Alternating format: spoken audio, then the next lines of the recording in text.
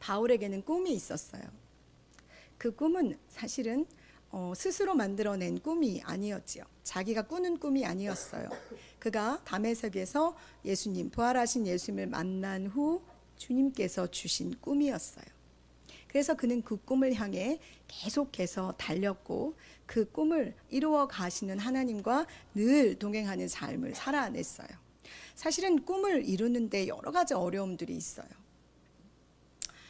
꿈은 이루어진다라고 말하지만 결과적인 용어이잖아요. 꿈은 이루어진다.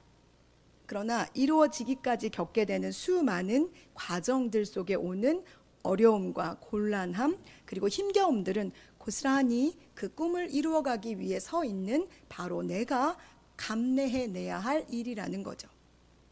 그러나 분명히 중요한 것은 내가 꾸는 이 꿈이 하나님께로부터 내게 주어진 것이고 그리고 이 꿈을 하나님께서 함께 꾸어가고 계시는 거라면 절대적으로 오늘 여러분에게 주시는 하나님의 이 말씀에 귀를 기울이시길 원해요.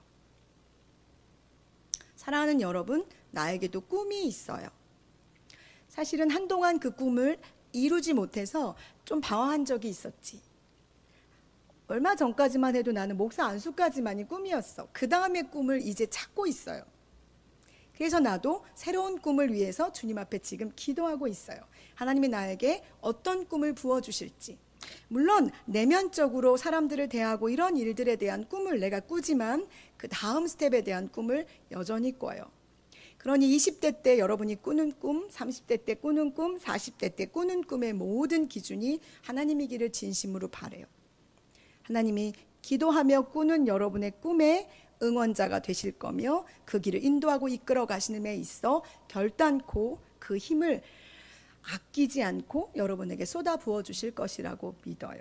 그러나 여기서 중요한 것은 내가 이 꿈을 하나님 앞에서 꿈에 있어서 그리고 이 꿈을 이루어감에 있어서 주님 앞에 부르짖어 기도하는 시간이 반드시 필요하다는 것, 그것을 오늘 여러분에게 꼭 말해주고 싶어요. 이제 바울의 꿈 안으로 들어가 보겠습니다. 바울의 꿈은 복음이었어요. 자기가 지금까지 달려왔던 그 모든 걸음의 제동이 탁 걸린 그 순간부터 그의 꿈, 오로지 그가 꾸는 한 가지의 꿈은 복음. 이 복음을 많은 사람들에게 전하고 싶어하는 아버지의 마음이 그의 꿈이었어요. 다른 게 아니에요. 하나님의 마음이 그에게 부어졌기에, 그리스도가 십자가에 달려 죽으신 이유가 그의 마음에 부어졌기에 그는 그것을 꿈으로 붙잡았고 그 꿈을 실현하는 방법이 무엇일까 고민하다 그는 이방인에게 복음을 전하는 자로 하나님 앞에 자신을 드렸어요. 그래서 그는 이방인에게 복음을 전하는 사도로 자신의 꿈을 이뤄감에 있어 이제 예루살렘 땅을 밟아 그에게 보여주신 땅 로마를 향해 가기 바로 직전에 서 있어요. 우리가 오늘 읽은 23장 11절 앞절과 뒷절에는 어떤 상황이 벌어지냐 하면 11절 앞에는 예루살렘에 도착한 사도 바울이 복음을 그들 가운데에서 전할 때 소요가 일어났어요. 그래서 사도 바울을 죽이려고 그를 잡아 죽이기 위해서 사람들이 몰려들었고 그 몰려드는 상황 속에서 로마 시민이었던 사도 바울을 보호하기 위해 군대가 동원되었어요. 그래서 그가 영문 밖으로 군대의 보호를 받고 도피한 후에 바로 우리가 읽은 다음 절 12절부터는 어떤 일이 벌어지냐 하면 사도 바울을 내가 죽이지 않고는, 그를 정말 죽여버리지 않고는 내가 먹지도 자지도 않겠다고 결심하는 사람들이 40명이나 모이기 시작했어요. 이건 뭐냐 하면 내가 꾸고 내가 바라고 하나님께서 내게 주신 이 비전을 이루기 위해서 내가 여기 서 있는데 그저 나는 그 꿈을 이루기 위해서 나는 그저 내 한 걸음을 떼려고 할 뿐인데 내 앞과 내 뒤에서는 내 꿈을 와장창 무너뜨리기 위해서 달려드는 사람들이 존재한다는 거예요. 왜 이런 일이 벌어지죠? 하나님의 선한 일을 하기 위한 건데요. 내가 내 명예와 내 부와 나의 권위를 높이기 위해서 행하고자 하는 일이 아니라 오직 하나님의 복음을 위해, 하나님의 영광을 위해, 하나님 나라 확장을 위해 내가 이 일을 하겠다고 마음을 먹고 여기 서 있는데 왜 앞뒤에서 사도 바울을 우겨싸며 그를 꼼짝하지 못하게 하는 것처럼 보일까요? 그리고 마치 너의 꿈이 형편없어, 너의 꿈은 이루어지지 않을 거야, 이루어질 필요도 없어, 너는 그저 거기에 머물러 있어, 그러면 돼 라고 말하는 것처럼 이 상황이 보여져요. 여러분은 어떤가요? 여러분이 살아오면서 수없이 주님 앞에서 꾸는 꿈들, 소망들, 바람들, 그 모든 것들을 이루어감에 있어 부딪히는 여러 가지 상황들과 어려움들이 여러분의 꿈을 좌절시키고 달려가지 못하게 하고 앉아있게 하고 머뭇거리게 하고, 심지어는 뒤로 내가 돌아서서 그 꿈을 다시는 바라보고 싶지 않아 눈을 감아버리는 상황들과 부딪히지는 않았나요?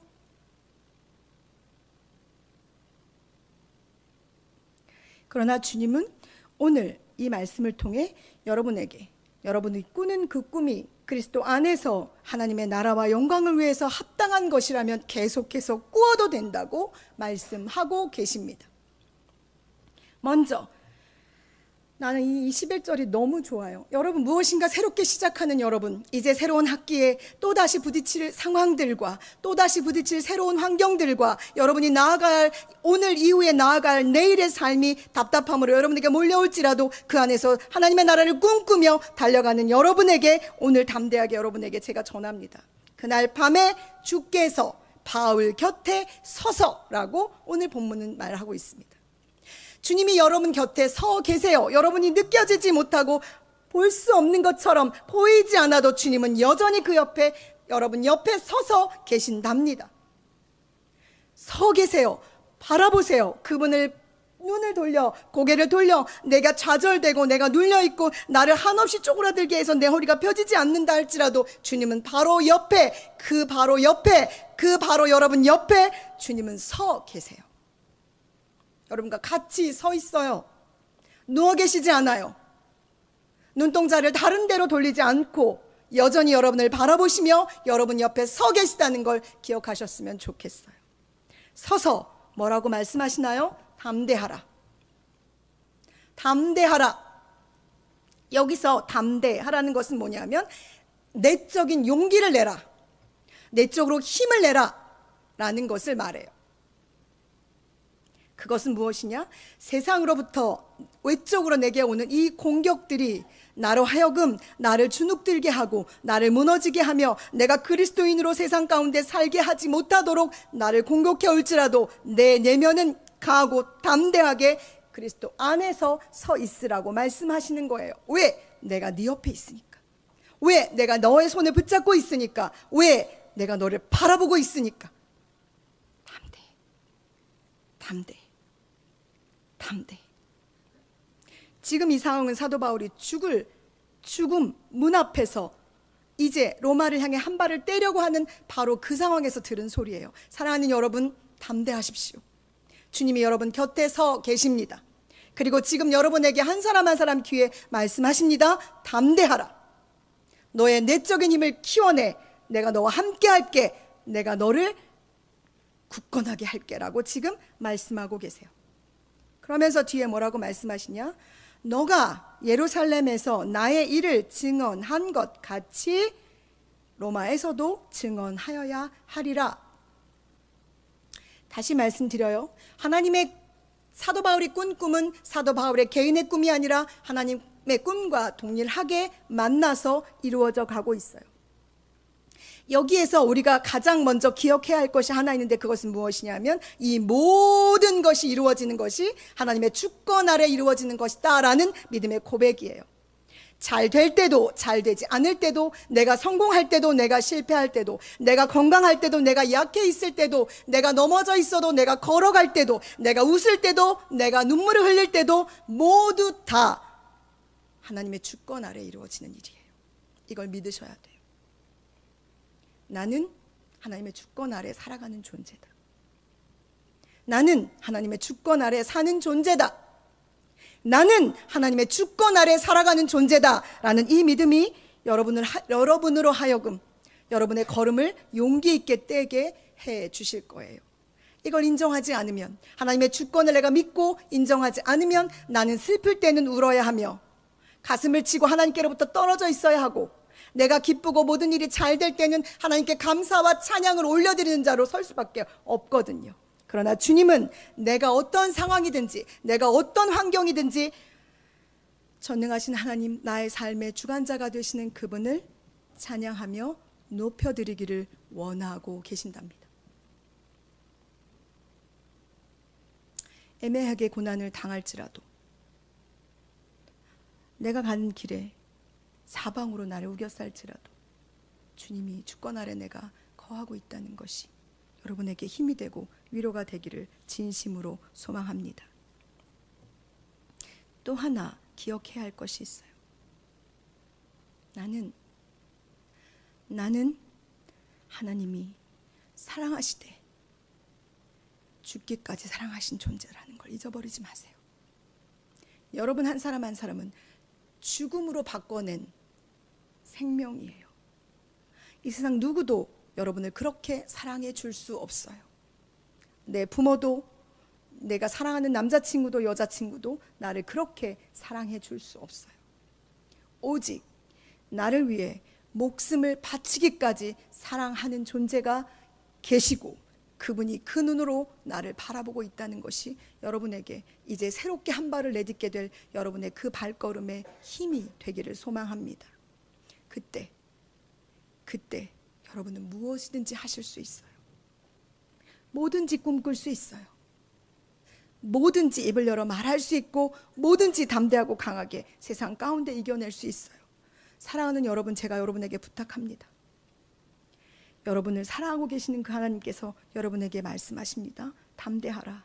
내가 너와 함께 할 것이며 나는 나의 목숨을 버리면서까지 너희를 사랑한 존재라는 이 사실을 오늘 마음에 담아두고 여러분의 삶 가운데로, 여러분의 세상 가운데로 나아가시길 바랍니다.